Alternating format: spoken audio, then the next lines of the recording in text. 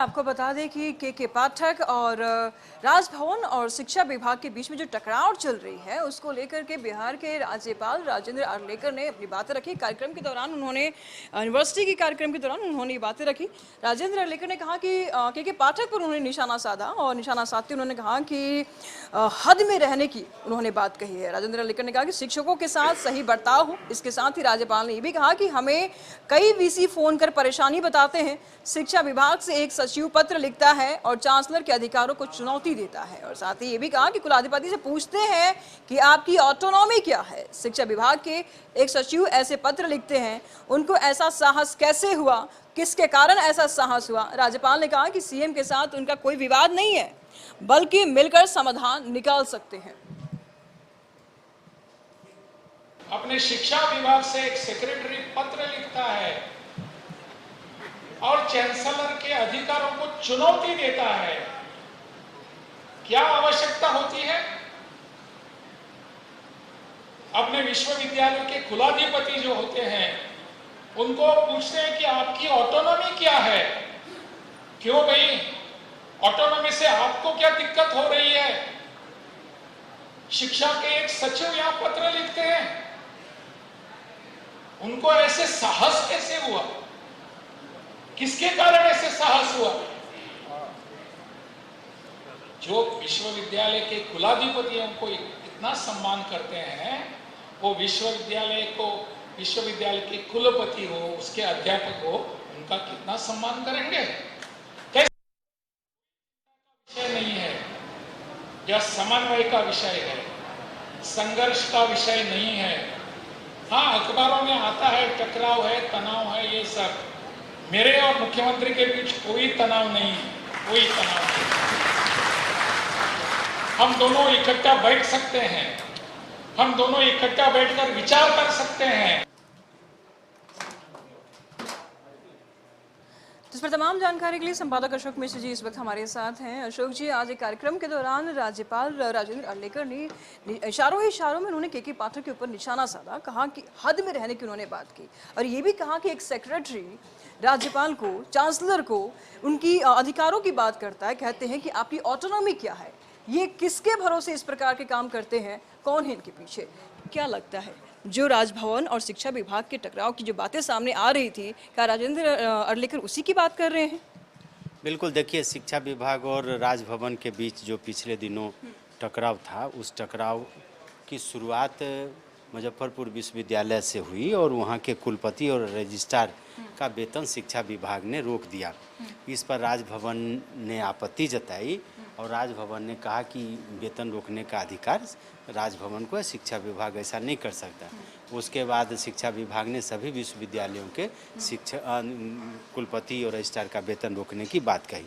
उसके बाद राजभवन फिर गुस्से में आया और राजभवन ने कहा कि ये ऑटोनॉमी है संस्था और शिक्षा विभाग को इसमें दखल देने का अधिकार नहीं है। उसको लेकर के शिक्षा विभाग ने फिर राजभवन को पत्र लिखा और परिणाम हुआ कि बिहार के सभी विश्वविद्यालय के कुलपतियों और रजिस्ट्रार का वेतन रोकने की बात कही। दूसरी बात, एक विवाद और गहराया कि राजभवन ने राज्य के 5 कुलपतियों के नियुक्ति का विज्ञापन निकाला था और उसकी तारीख 24 से 27 अगस्त तक दी गई थी कि उस बीच तक में उसको अप्लाई करना है। इसके खिलाफ में कह सकते हैं कि शिक्षा विभाग ने विज्ञापन निकाला और शिक्षा विभाग ने 7 विश्वविद्यालय के कुलपतियों का निकाला और उसमें 13 सितंबर तक आवेदन करने की तिथि थी।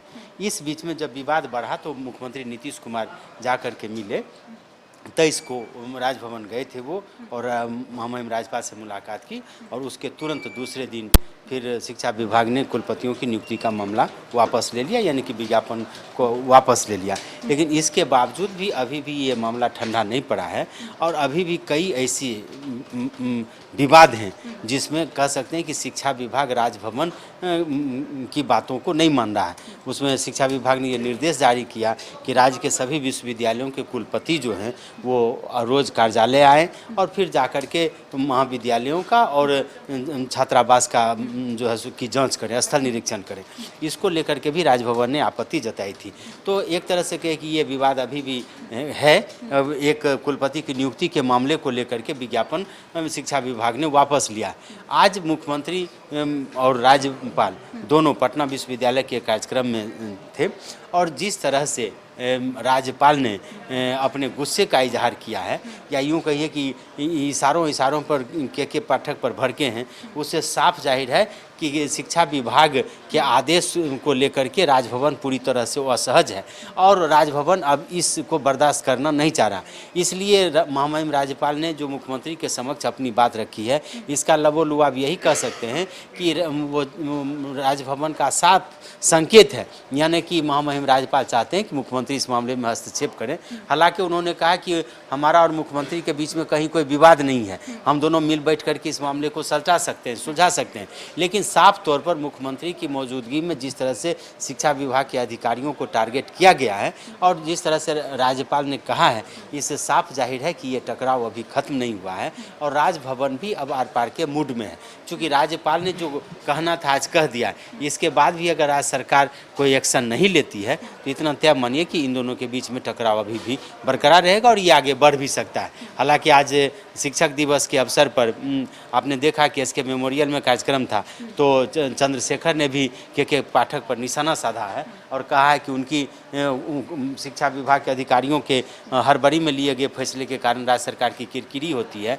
और पिछले दिनों जो छुट्टी का जो मामला था, शिक्षकों की छुट्टी का, उसको जिस तरह से सरकार ने वापस लिया है, उसे चंद्रशेखर का कहना है कि इसे सरकार की भद पीटी है।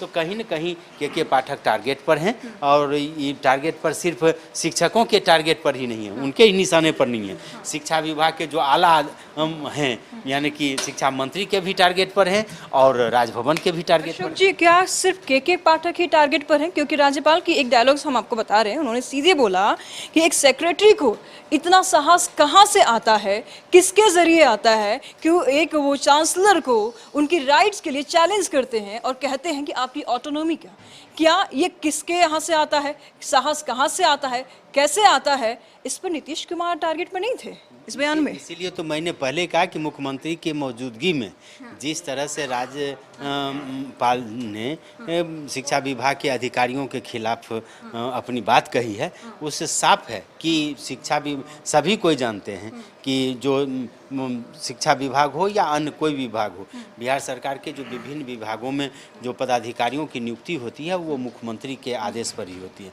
इसमें कहीं कोई शंका नहीं है। तो और के पाठक मुख्यमंत्री नीतीश कुमार के दुलारे अफसर भी रहे हैं, शराबबंदी अभियान की कमान ही उन्होंने सौंपी थी, कई विभागों की जिम्मेवारी उन्होंने के पाठक को दी है।